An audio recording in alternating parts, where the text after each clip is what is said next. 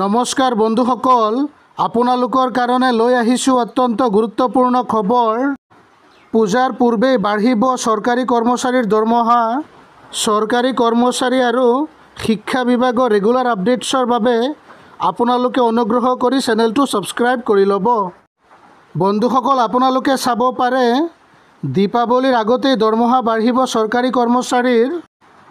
भारत में केंद्रीय सरकारी कर्मचारी उनके द्वारा इस्तेमाल किए जाने वाले ट्रांसपोर्ट और जिस शहर में रहते हैं इस आधार पर रोड माइलेज अलाउंस आरएमए के हकदार होते हैं।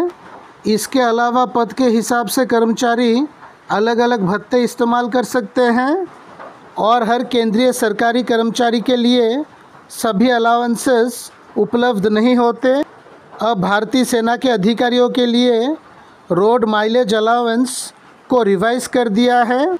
और সেইমতে বন্ধুসকল, ভাৰতীয় সেনাত চাকৰিৰত কৰ্মচাৰীসকলৰ কাৰণে रोड माइलेज अलाउंस रिवाइज কৰি দিয়া হ'ব।